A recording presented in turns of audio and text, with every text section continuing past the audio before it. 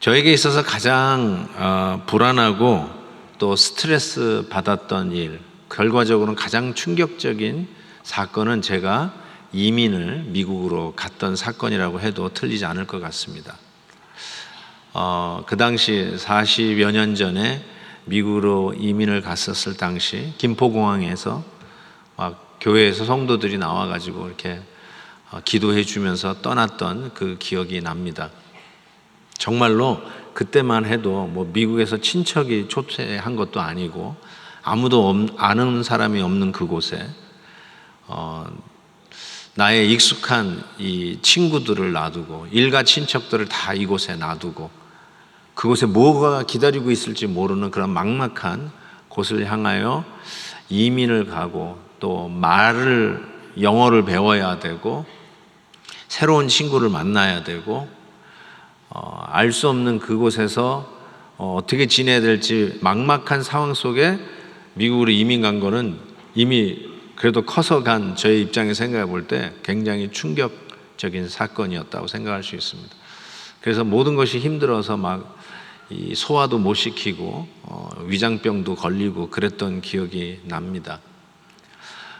오늘 말씀 속에 또 하나의 이민자가 발견이 됩니다. 바로 아브라함이었습니다. 아브라함 역시 이민을 갔는데 오늘 성경에서는 이렇게 얘기합니다. 갈 바를 알지 못하고 이민을 갔다, 이렇게 얘기합니다. 갈 바를 알지 못하고 이민을 갔다는 말이 무슨 뜻일까요? 좀 더 쉬운 성경 공동 번역에 보면 이렇게 돼 있어요.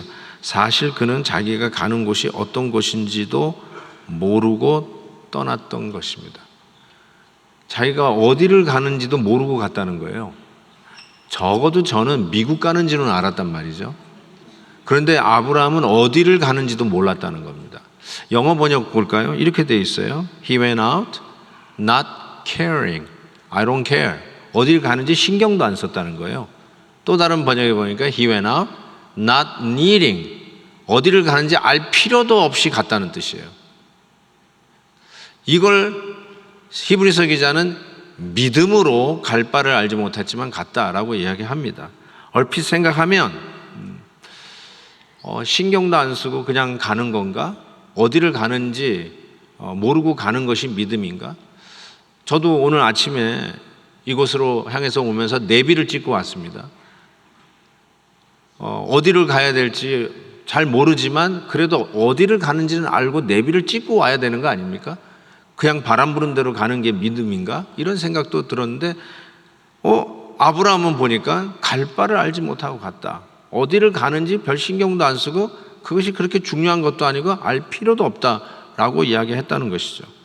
심지어는 아브라함이 어디에서 떠난지를 보면 이게 결탄코 쉬운 일이 아니에요. 어디서 아브라함이 떠났습니까? 아브라함은 갈대아 우르에서 떠났다라고 이야기를 합니다.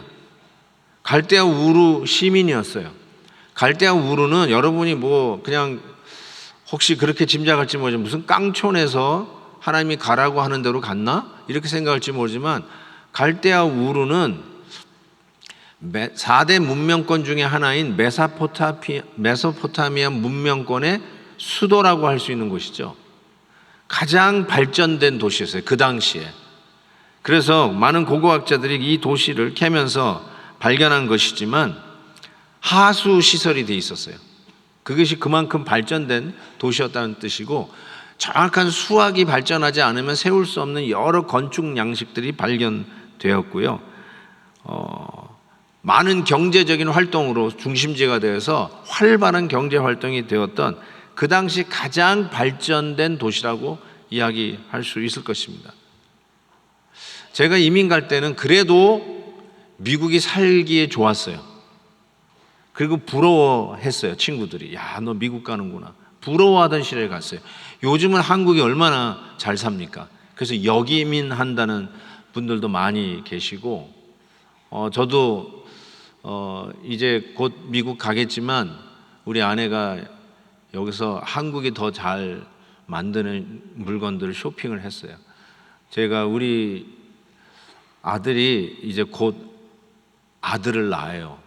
그래서 애기 옷은 한국이 좋다는 거예요. 그러면 하면서 우리 아내가 애기 옷을 사는데 와, 여기가 더 잘 만들어요. 옛날에는 이민 갈 때만 해도 Made in USA, 미제 하면은 그냥 와, 대단하다 그럴 때 아니었습니까? 그러니까 저 같은 경우는 이민을 가도 더 나은 나라에 간다, 더 살기 좋은 곳으로 간다 라고 하는 어떤 기대감이라도 있잖아요. 근데 아브라함은 어디를 가는지도 몰랐지만 일단 분명히 아는 거는 그 당시 가장 잘 사는 곳, 가장 모든 체계가 잘 갖추어져 있는 최고의 첨단을 달리고 있었던 이 4대 문명권 중에 하나인 메소포타미아 문명의 수도권에서 나가는 것이니 이게 쉬운 결정이 아니었을 것입니다. 되게 더 나은 곳으로 갈 때는 불편하더라도 기대감이 있잖아요. 그런데 좋은 데서 나쁜 데로 나가면은 이 기대감이라도 더욱 우울해지죠. 주저하게 되죠. 그런데 아브라함은 가장 좋은 데서, 살기 좋은 데서, 그것도 자기 고향에서 타향살이 어디를 가는지도 모르고, 나가면 고생인데, 집 나가면 고생이잖아요. 그런 곳에 가서 가는데 나갔다는 거예요. 그것도 어디를 가는지 별 관심도 없고 알 필요도 없다, 이렇게 이야기를 하고 있는 거 아닙니까? 어떻게 보면 무모함 같고, 우리가 잘 쓰는 말로 이건 맨 땅에 헤딩하는 식으로 나가라는 소리인가? 일단 가라, 무조건 가라, 죽든지 살든지 가라, 이게 믿음인가? 그걸 지금 소위 히브리서 11장 믿음장에서 바라는 것들의 실상이요 보지 못하는 것들의 증거라고 하면서 쭉 믿음에 대한 설명을 하고 있는 이 본문에서 우리에게 지금 도전하는 것이, 어디를 가는지 신경 쓰지 말고 무조건 가, 맨 땅에 헤딩해, 그러면 뭔가 좋은 일이 있을까? 이걸 우리에게 가르쳐 주는 것일까요? 아브라함이 그래서 나간 것일까요? 왜 갈 바를 알지 못하고 가는 것도 어디 가는지 신경도 안 쓰고 알 필요도 없이 나갔을까요? 저는 이렇게 생각합니다. 불러내신 자를 신뢰했기 때문에 갈 수 있었다라고 생각합니다. 8절 보세요. 믿음으로 아브라함은 부르심을 받았을 때에, 불러내신 자가 그 불러낸 곳에 같이 가겠다고 하는 약속이 있기 때문에 나갔다라고 생각합니다. 친구가 여러분에게 전화를 걸었어요. 다음 주 어디서 보자 이렇게 얘기했다고 합시다. 어디서 만나자. 그 말은 나에게 전화를 준 친구가 그 자리에 있겠다는 뜻이 아니에요. 거기 자기도 나오겠다는 뜻 아니에요. 그러니까 그 친구 만나러 그 자리에 가는 것처럼 아브라함이 어디를 가는지 모르지만 나가라고 했을 때 불러내신 자가 그곳에 함께 가겠다라고 하는 약속이 있기 때문에 불러낸 자를 믿고 갔다라는 뜻일 것입니다. 그냥 무조건 무턱대고 간 게 아니라, 무모하게 간 게 아니라 불러낸 자가 함께 하겠다고 하는 약속을 붙들고 갔다라고 저는 생각합니다. 방금 전에도 제가 얘기했지만 우리 아들이 대학 졸업할 때까지도 소위 사귀는 여자친구가 없었어요. 한 번도 이렇게 여자친구를 집에 데려와서 인사시킨 적이 없었어요. 그래서 오히려 야, 너는 어떻게 데이트도 안 하냐 하면서 이렇게 이야기를 할 정도였는데, 어느 날 우리 아들의 모습이 변한 것을 제가 발견을 했습니다. 이미 대학 졸업하고 이제 직장을 다니고 있었을 때인데, 이 아이가 저녁에 샤워를 하는 거예요. 샤워는 아침에 하는 건데 얘가 저녁에 하는 거예요. 그리고 하면서 노래를 하는 건지, 결정적인 거는 향수를 뿌리는 거예요. 아, 얘가 뭔가 일이 생겼구나 드디어. 그래서 제가 물었어요. 어디 가냐? 라고 물어봤어요. 그랬더니 우리 아들이 이렇게 얘기해요. 아웃. 그래요, 아웃. 나간다는 거야. 알어, 네가 나가는 것 같은데 어디를 가느냐, 뭐 극장 구경을 가냐, 산에 가느냐, 바닷가에 가느냐, 어디 가는데? 그랬더니 아웃. 그래, 아웃. 제가 알겠어요. 우리 아들은 어디 가는지 don't care, 어디 가는지 알 필요도 없어요. 왜일까요? 지금 우리 며느리가 된 그 여자친구하고 같이 가는 게 중요한 거예요. 그 여자하고 같이 가기만 하면 어디를 가는지가 별로 중요하지 않아요. 제 말이 이해가 되나요? 안 되나요? 안 되는 몇 분은 연애를 못 해본 거예요. 예. 아, 이거구나. 이거예요. 아브라함이요, 무모하게 간 게 아니에요. 맨 땅에 헤딩하는 게 믿음이라고 가르쳐 주려고, 믿음은 바라는 것들의 실상이요 보지 못하는 증거의 하나의 예로 이 말을 하는 게 아니에요. 그 예가 뭐냐? 어디를 가는지가 별로 중요하지 않아요. 누구랑 가는지가 더 중요하다. 그리고 아브라함은 불러내신 이가 누구인지 알기에 불러내신 이하고 함께 간다는 게 중요하니까 그분과 함께라면 어디를 가는지 갈 바를 알지 못해도 갔다는 것이죠. 혹시 여러분 중에 갈 바를 알지 못하는 상황 속에 계신 분 계세요? 내가 가야 되는지 말아야 되는지 해야 되는지 멈춰야 되는지 이거를 시도해 보는지 또 한 번 문을 두들겨 봐야 되는지 아예 지금이라도 그만두고 손해를 줄여야 하는지, 내가 이사를 가야 되는지 말아야 되는지, 아니면 심지어는 내가 미국으로 이민을 가야 되는지 말아야 되는지 어찌할 바를 모르고 불확실한 미래에 대한 막연한 두려움 때문에 어찌할 바 모르고 주저하는 분 계세요? 누구랑 가는지를 알면 그 두려움도 넉넉히 이길 수 있어요. 하나님이 동행하신다는 약속이면 가십시오. 지난주에 있었던 소식이죠. 저를 신학교 때 가르쳐 주셨던 은사 목사님이 돌아가셨어요. 팀 켈러 목사님이라고 한국에서는 정말 많이 유명해지신 목사님이 되셨어요. 그 목사님이 실은 신학교에서 제가 졸업하는 마지막 시간, 마지막 채플에서 설교를 하셨어요. 그러면서 그 설교 때도 아브라함이 자기 본토 친척 아비집을 떠나는 창세기 12장 말씀 가지고 본문을 정하고 설교를 하셨는데 지금도 그 메시지가 선명하게 기억납니다. 저는 편안하고 안정된 이 신학교에서의 교수의 삶을 접고 남들이 걱정하고 거기 왜 가냐 하는 뉴욕 마나탄 심장부에 들어가서 교회를 개척합니다. 그게 메시지였어요. 그러면서 우리에게도 도전하는 것이 편안한 곳에 안주하지 마라. 하나님은 불편한 곳으로 불러내시는 하나님이시다. 아무리 불편하고 어려움과 또 여러 가지의 난제들이 기대가 되어지는 길이라 할지라도 불러내신 이를 믿고 가라. 그리고 본인도 편안한 교수 생활 접고 남들이 말리는 뉴욕 맨하탄 심장부에 들어가서 리디머 장로교회를 개척을 하셨는데 그 교회가 지금의 교회가 될지는 그 누구도 상상을 못했죠. 지금도 한국교회에 그분의 많은 저서가 영향력을 미치는 이와 같이 하나님이 쓰실 줄은 그 누구도 기대하지 못했는데 그것이 어떻게 시작됐는가? 갈 바를 알지 못했지만 불러내신 이와 함께 간다는 약속을 믿고 남들이 말리고 걱정하는 맨하탄 심장부의 교회를 개척했을 때 하나님이 하시는 일들을 보았습니다. 사랑하는 성도 여러분, 갈 바를 알지 못한다고요? 불투명한 미래라고요? 보장된 게 없다고요? 그러나 누구랑 가는지를 확인하십시오. 주님이 함께 가시면 믿음의 첫걸음을 띄십시오. 도전하십시오. 그리고 얼바인으로 이민 오십시오. 또 하나는요, 장막에 거하는 믿음이다. 이렇게 한번 제목을 붙여봤어요.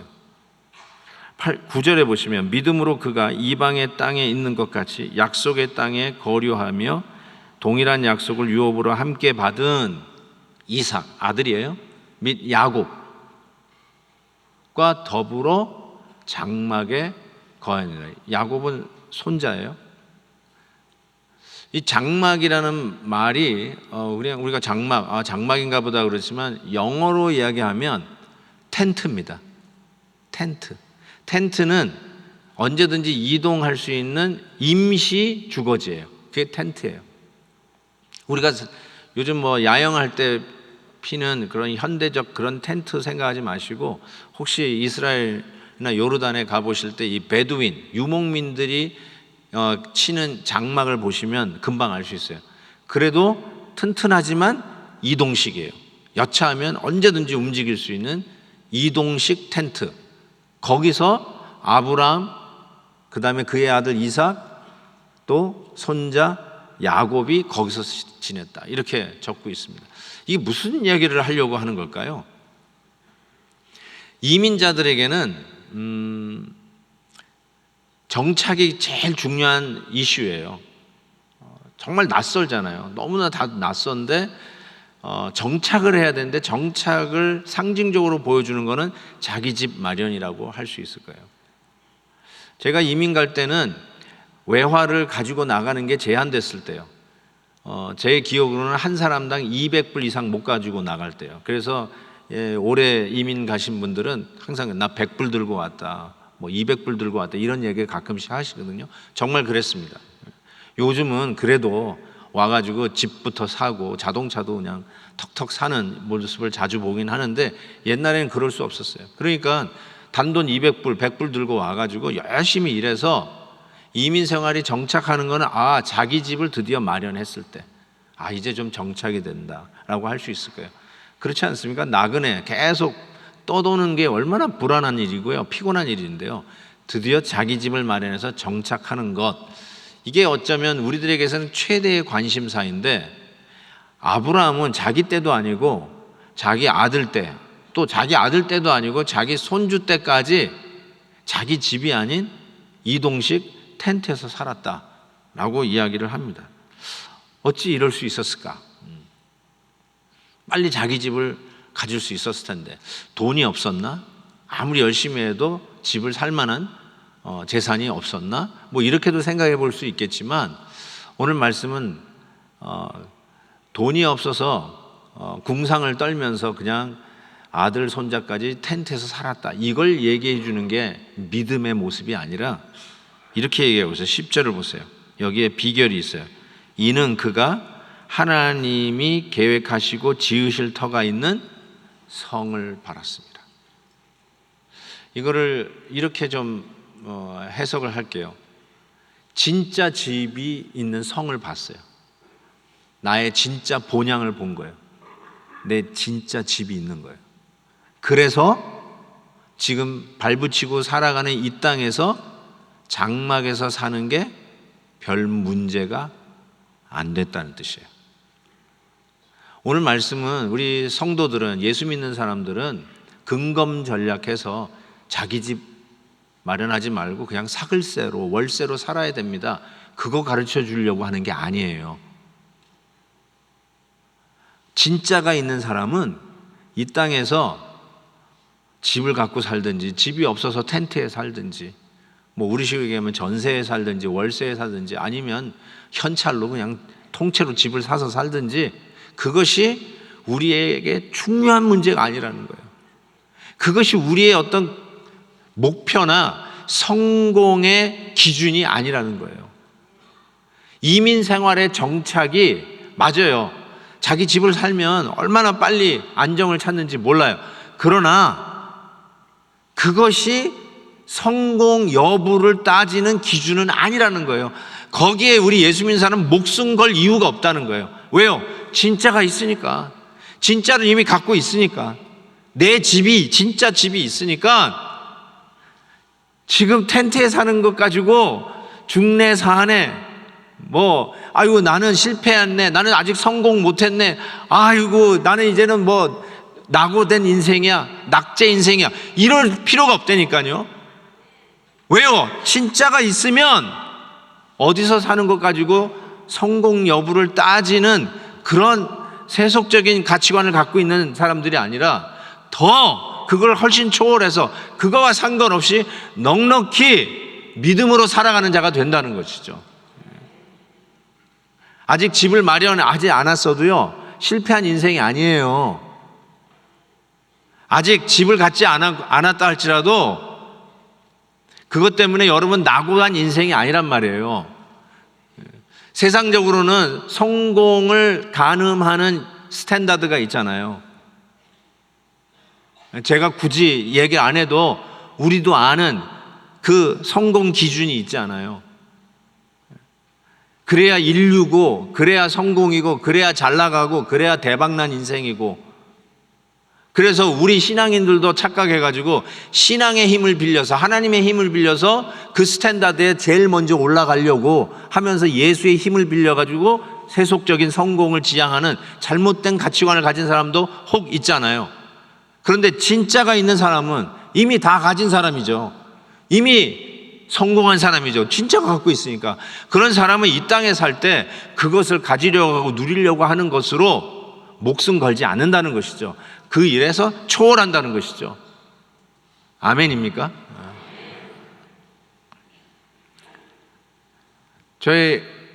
제가 동부에서 목회할 때는 이 사택에서 살았는데, 사택에 대지가 0.5에이카 땅에 집이 서 있었어요. 0.5에이카, 이게 얼마나 큰지 잘 감이 안 잡히실 텐데, 대개 잔디를 깎으려면 이렇게 손으로 미는 잔디 깎는 기계로 잔디를 깎잖아요. 근데 저는 손으로 미는 잔디 깎는 기계로 잔디를 깎을 수가 없어요. 너무 커서 자동차로 둥둥 하면서 깎는 데서 살았어요. 놀라지도 않네요. 아, 참. 놀래줘야 이게 좀 신이 날 텐데. 그래서 뒷마당이 제법 큰 거예요. 그래가지고 나무들도 이렇게 있어가지고 이렇게 창문으로 내다보면 무슨 이렇게 숲속 같아요. 그런데 그 쫙 잔디를 깎으면 여름이 되면 그곳에 텐트를 쳐놓습니다. 텐트를 쳐놓는데 그날 텐트를 쳐놓은 저녁이 되면 우리 애들이 하나, 둘, 셋, 4명이에요. 세야 돼요, 세. 4명인데 여러분에게 물어볼게요. 그날 저녁에 우리 애들이 텐트에서 잤을까요? 아니면 자기 방에서 잤을까요? 어찌 그렇게 잘 아시지? 또 하나 물어볼게요. 그런데 텐트에서 자는 게 편할까요? 아니면 자기 침대에서 자는 게 편할까요? 침대에서 자는 게 편하죠. 그런데도 불구하고 우리 애들은 그날 텐트에서 자면서 웃고 깔깔대고 장난치고 그렇게 재미있게 그곳에서 자요. 제가 여기서 뭘 깨닫냐면 자기 집이 있어요. 자기 방이 있으면 불편해도 텐트에서 자는 게 추억 쌓기예요. 로맨틱한 밤이에요. 추억 만드는 기회예요. 그런데 자기 집이 없으면 텐트에서 자는 거는 노숙자예요. 그게 지질이 궁상이에요. 그렇지 않아요? 자, 보세요. 여러분이 하나님의 도성 진짜 집에 대한 확신이 없으면 여기서 전세에 사느냐 자기 집에 사느냐 가지고 목숨 걸 수 있어요. 그게 여러분의 성공을 좌우하니까. 근데 진짜가 있으면 텐트에서 사는 게 추억 쌓기라니까요. 이 땅에서 사는 게 추억 쌓기라니까요. 진짜가 있다니까요. 추억 쌓기를 싫어하시구나. 진짜가 있다니까요. 그러니까 이 땅에서 좀 고생해도 이 땅에서 누가 뭘 해서 야 너는 아직 성공 못했어, 넌 낙제야, 넌 인류가 아니야, 넌 삼류야, 뭐 이런 얘기를 들어가지고 거기에 막 속이 뒤집어가지고 중리산이 하지 않고 진짜가 있으면 이 땅에서 추억 쌓는 걸 즐긴다니까요. 진짜로 하나님께서 우리에게 그런 여유를 주셨어요. 진짜가 있으면 오늘 힘들고 어려운 형편을 추억으로 만드는 이 기가 막힌 비밀을 갖게 되는데 이거를 뭐라고 그러냐면 믿음, 이렇게 얘기하는 거예요. 자매님들에게 여쭤볼게요. 지금 같이 사는 남편에게 불만이 많으시죠? 뭐 내가 왜 이런 인간하고 같이 사나, 이럴 수도 있거든요. 그분들에게 위로의 말씀을 전합니다. 진짜 신랑은 기다리고 있거든요. 그러니까 이 가짜가 조금 힘들게 해도 그냥 추억 쌓기로 인내하고 지나시기를 주의 이름으로 축원합니다. 예. 왜 이렇게 아멘이 크게 나옵니까? 예. 이게 믿음이에요. 예. 못마땅 나오고 그냥 칼질하고 갈라서자고 그러고 뭐 좌우지간 계속 그럴 필요 없어요. 아, 진짜 신랑 우리 예수님이 기다리고 계시지. 가짜야, 추억 쌓자. 그러고 계시면 돼요. 예. 또 하나의 믿음의 한 단면을 오늘 본문에서 아주 기가 막힌 걸 보여주는데, 죽은 자와 방불한 자가 잉태하는 힘을 얻는 내용이 나옵니다. 하나님께서 아브라함에게 땅만 약속한 것이 아니라 여러분도 알다시피 자식에 대한 약속을 하셨어요.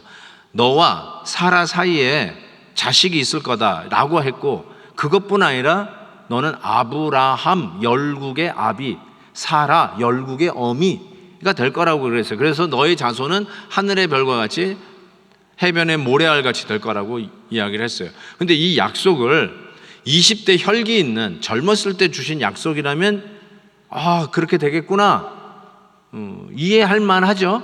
그런데 이 약속을 언제 했냐면 그들의 몸이 재생산이 불가능할 때 하나님이 하신 약속이에요.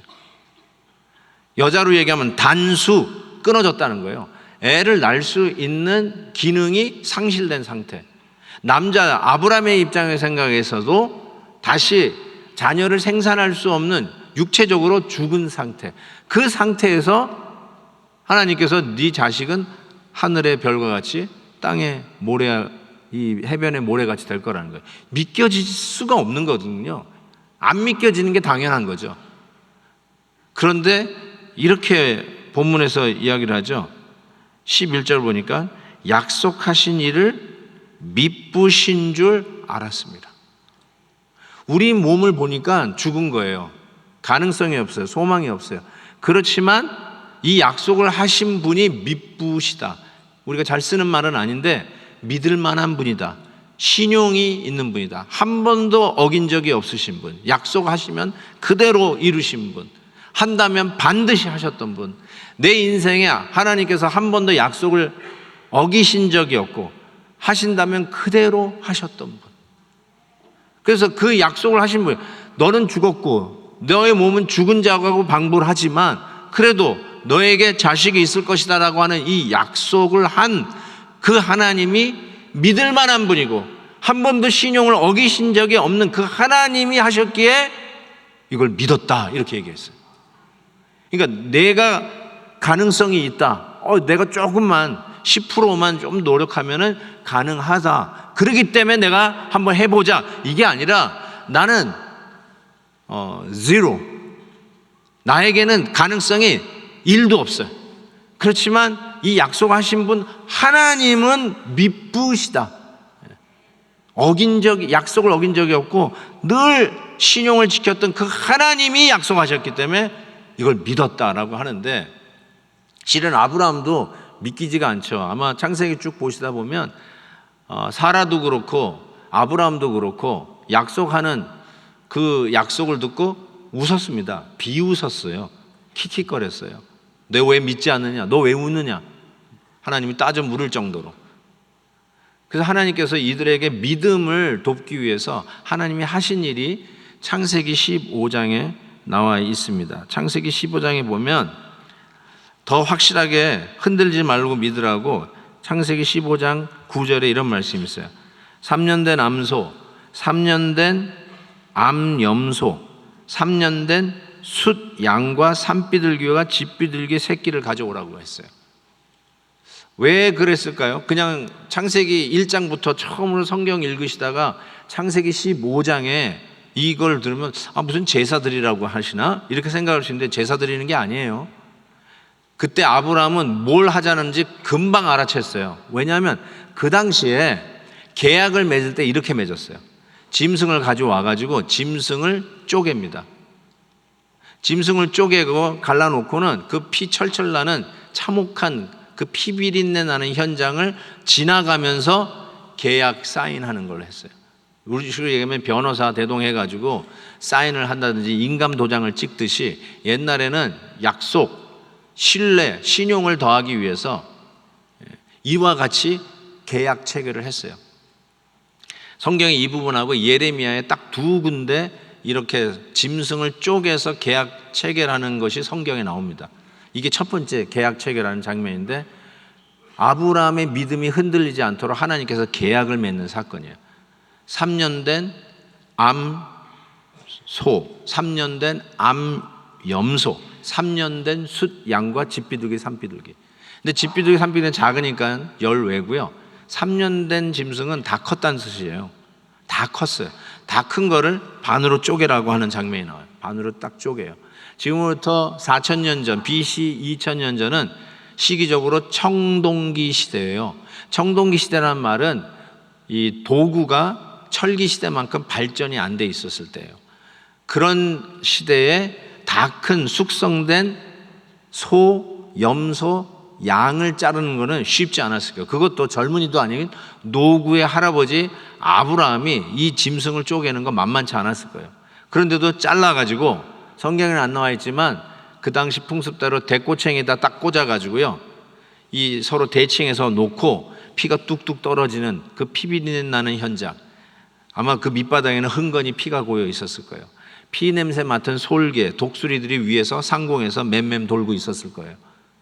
이 새 숙성된 짐승을 쪼개내라고 지쳐있을 아브라함은 꾸벅꾸벅 졸고 있었습니다.